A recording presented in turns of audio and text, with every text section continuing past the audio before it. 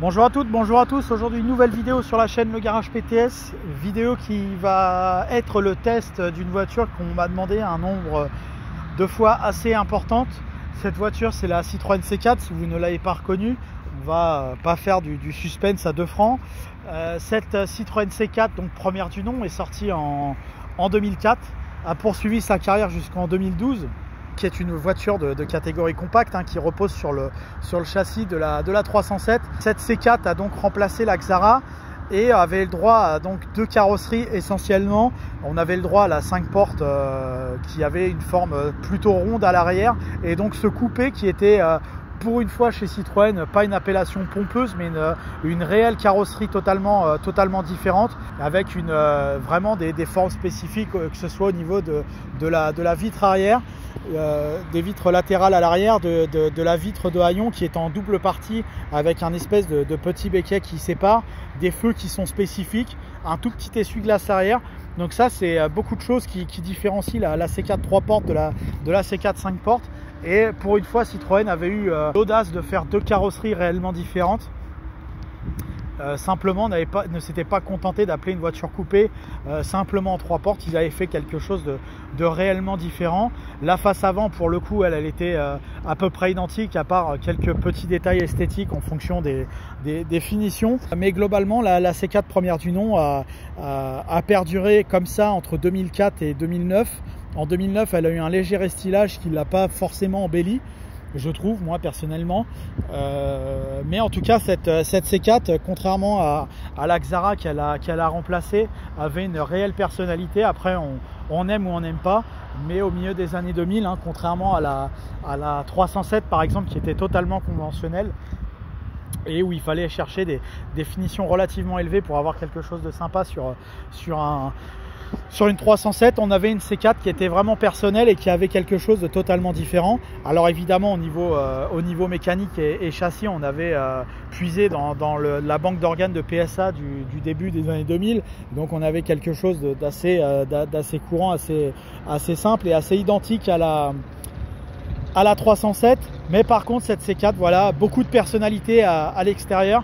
Cette version 1.6 litre est donc fabriquée en 2006 et de couleur gris Island. Vraiment le modèle, l'un des modèles les plus courants qui a été vendu en C4. La coupée était plutôt d'ailleurs vendue en VTS, en version haut de gamme. Aujourd'hui, on n'en voit plus beaucoup. C'est peut-être des raisons explicatives à ça. À l'époque, en tout cas, on vendait beaucoup de VTS et un peu moins de versions milieu de gamme dans ces C4. Sur les versions coupées, j'entends.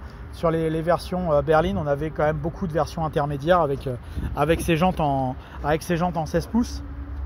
Donc cette version intermédiaire pack ambiance proposait malgré tout un équipement quand même globalement assez complet, avec donc les vitres à l'avant qui étaient électriques. À l'arrière, elles ne s'ouvrent pas, mais ça c'est dû à la carrosserie un peu spéciale de la voiture.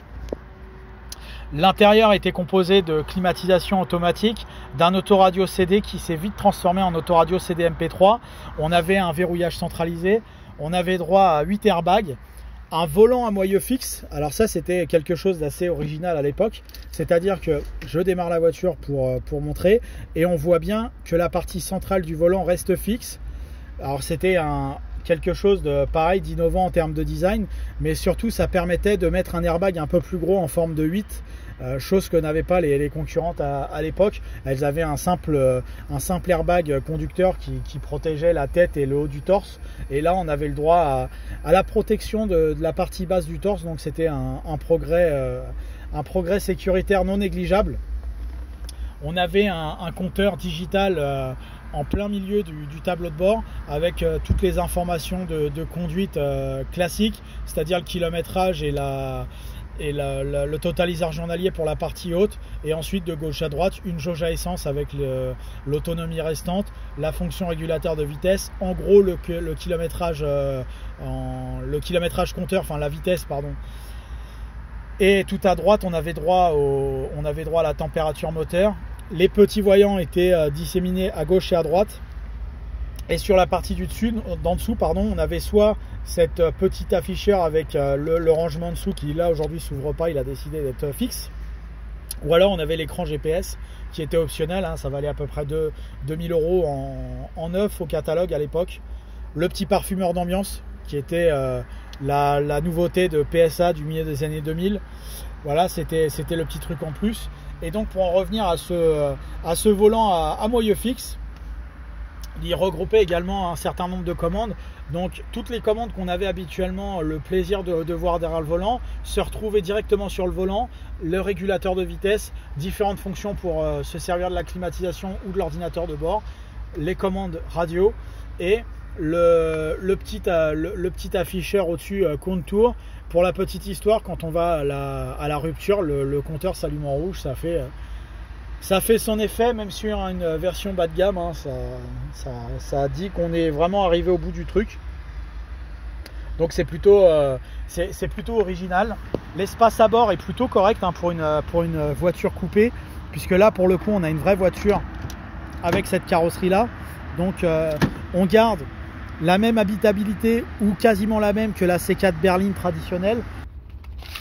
On a droit en longueur au dos du siège, on va dire, allez, 68-69. Et au niveau des coudes, on a plutôt 122-123 en largeur disponible.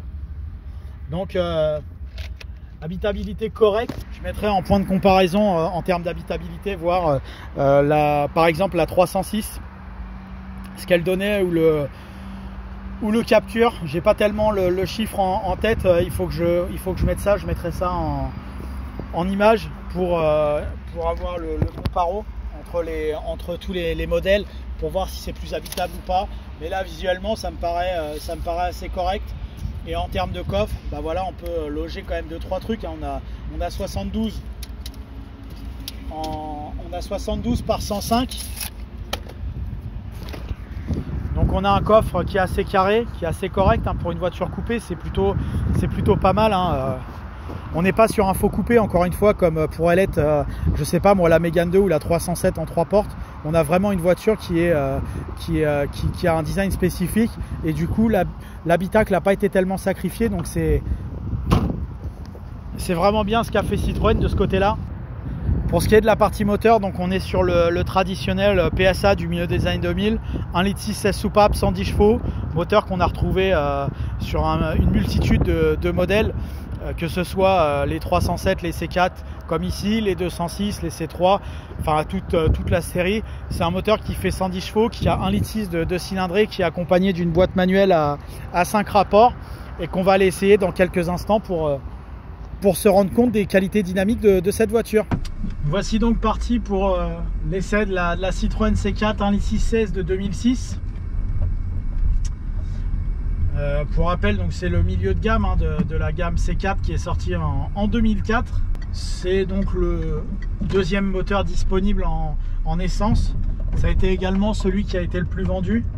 On a trouvé quelques versions 1,4 litre qui faisaient 95 chevaux, mais là c'est vraiment confidentiel. Et après en diesel, on avait, enfin en essence, on avait donc cette 1,6 litre. Au-dessus, on avait les 2 litres 143 ou les 2 litres 180 chevaux. Pareil, relativement confidentiel en termes de nombre de ventes.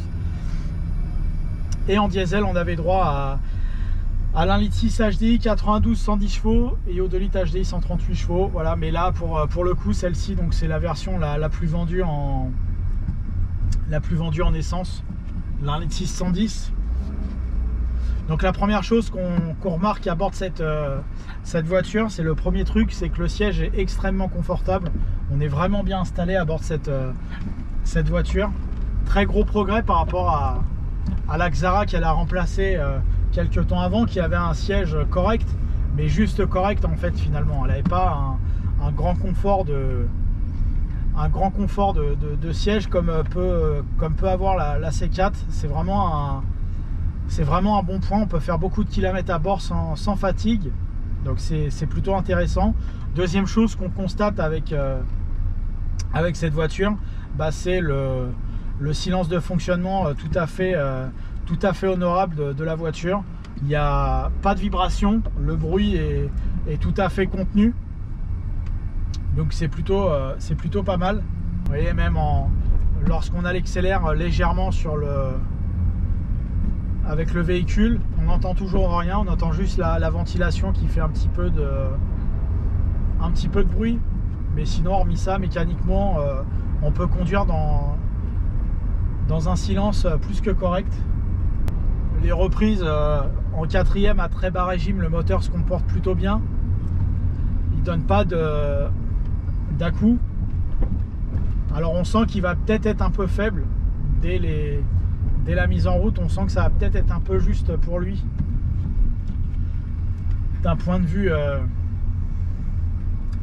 puissance, la voiture est quand même assez lourde, hein. Il y a, je crois de mémoire, quasiment 1400 kg à emmener. Pour 110 chevaux, ça fait un rapport poids-puissance plutôt faible, mais sinon l'ensemble des commandes reste plutôt doux. Le volant à moyeu fixe dont je parlais tout à l'heure ne gêne absolument pas la conduite de la voiture. Ça pourrait être un peu bizarre pour certains qui ont l'habitude peut-être de toucher vraiment le centre du volant quand ils conduisent. Là, ça vous oblige à avoir les mains sur la jante du volant, mais c'est absolument pas gênant en conduite normale. La tenue de route est excellente, il n'y a rien à dire. On a l'avantage en fait d'avoir la qualité de la tenue de route d'une 307 avec encore qui est un très bon point sur cette voiture, mais encore avec un meilleur confort, vraiment dans la lignée Citroën. Alors pas dans la lignée Citroën hydraulique évidemment. Là le citroëniste uniquement hydraulique risquerait d'avoir des boutons quant à la dureté de l'amortissement, parce qu'on est mais sur une voiture à amortissement classique, le confort est très bon sans avoir pour le coup une pénalisation en termes d'agrément de conduite. Et ça c'est fort pour ce que PSA propose à chaque fois de ce côté là, c'est très fort. Et c'est encore un ton au-dessus avec cette C4. La direction est directe, elle est vraiment précise, elle est vraiment agréable à mener. Elle mériterait alors c'est dommage, cette voiture n'a jamais eu de moteur extrêmement performant. La 180 chevaux c'est une illusion, hein. C'est pas une vraie sportive. J'en ai eu et conduit quelques-unes et je peux dire que voilà, c'est pas ça vous réveillerait pas la nuit un moteur comme ça. Par contre sa tête, donc c'est dommage que ce châssis là n'ait jamais eu droit à un vrai moteur. Je sais pas, peut-être une version évoluée du TCT qu'ils avaient fait dans les années 90. Ça aurait pu être pas mal pour essayer d'aller chercher la Mégane RS. Malheureusement ils l'ont jamais fait et on va pas chercher à inventer des choses qui n'existent pas, mais le châssis est vraiment extrêmement précis, donc c'est un excellent choix aussi de ce côté là pour ce véhicule. Les commandes globalement tombent plutôt bien sous la main. Il y a un petit temps d'adaptation avec les commandes au volant qui sont regroupées justement sur le volant, puisque que vous soyez citroëniste ou pas, ou utilisateur de voitures françaises, vous avez l'habitude d'avoir l'ensemble des commandes derrière le volant, que ce soit la commande radio ou le régulateur de vitesse. Un peu moins pour les Renault, mais en tout cas le client PSA, il est obligé de s'adapter complètement à ces nouvelles fonctions, au nouvel emplacement, ce qui peut être assez déroutant. La visibilité est bonne tant qu'on regarde pas derrière. Dès qu'on regarde derrière, on n'y voit rien. Ça c'est faut bien des défauts aux carrosseries coupées, étant donné que vous avez l'espèce de petit béquet qui sépare la lunette en deux, et la lunette du coup est toute petite. Faut pas se leurrer, visibilité à l'arrière est plutôt compromise. Pour les moins doués d'entre nous, ça peut toucher les pare-chocs, voire les bas de caisse. Donc faites-y attention de ce côté là. Sinon pour la partie avant, pas trop de soucis. Les montants peut-être sont un peu épais sur les côtés droit et gauche, les montants de pare-brise. Mais ça, c'est dans le ton des voitures modernes. Donc, si vous avez l'habitude des voitures modernes, vous ne serez pas perturbé par ça.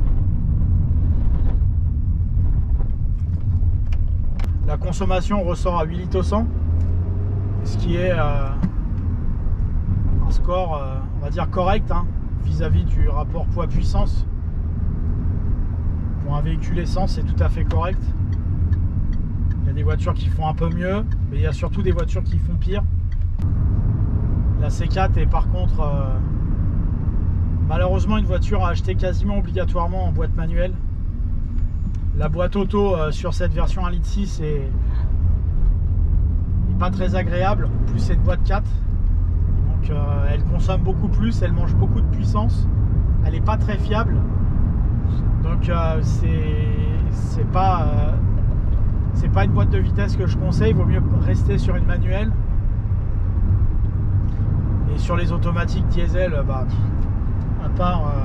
part la vraie BVA qu'on va trouver assez rarement sur les 2 litres HDI, on va surtout trouver de la BMP6. Et alors là, c'est le paradis de la saloperie. Elle accumule tout ce qu'on veut pas sur une voiture, c'est-à-dire une boîte pas fiable, pas agréable à utiliser, qui apporte aucun agrément. En fait, elle supprime juste la pédale d'embrayage, mais le robot il sait pas passer de vitesse, donc autant le faire soi-même. Des fois, on est mieux servi par soi-même que par un robot.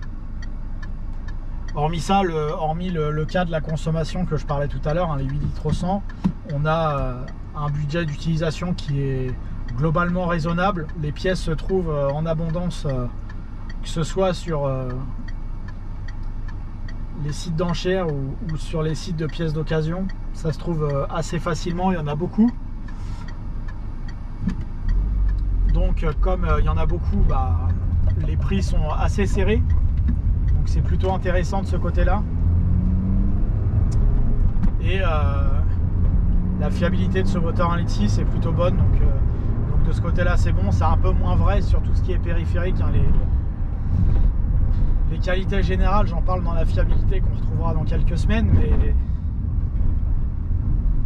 on va pas faire un mystère. C'est pas la joie de ce côté-là. On va essayer malgré tout de proposer une reprise habituelle à l'endroit habituel pour pas fausser les résultats et avoir un ressenti définitif sur cette voiture qui au demeurant est en plus économique en termes de prix d'achat. Donc 3000 €, vous pouvez faire votre marché.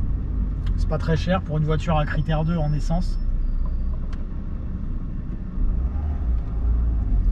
Mais je répète, pour moi c'est la seule version à conseiller, c'est cette 1,6 essence 110 chevaux. Le reste j'achète pas parce qu'encore moins fiable, plus cher, plus chiant, enfin plus tout quoi. Donc uniquement cette version 1,6 litre.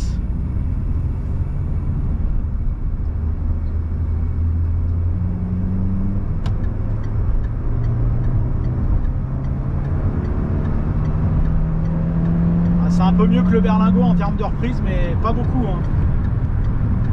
Mais bon, on peut quand même le doubler, donc ça va, c'est honnête. Ça conviendra à la majorité des conducteurs sans faire de folie. Ce qui est en fait un peu l'image de la C4, ça conviendra au plus grand nombre sans faire de folie. Donc c'est plutôt une belle conclusion pour cette voiture. J'espère que cela vous aura plu, vu que vous êtes toujours plus nombreux. Merci encore. À bientôt pour de nouveaux tests, avis, fiabilité, rénovation, etc. sur la chaîne Le Garage PTS. N'hésitez pas à aimer, à commenter. À bientôt. Merci à vous.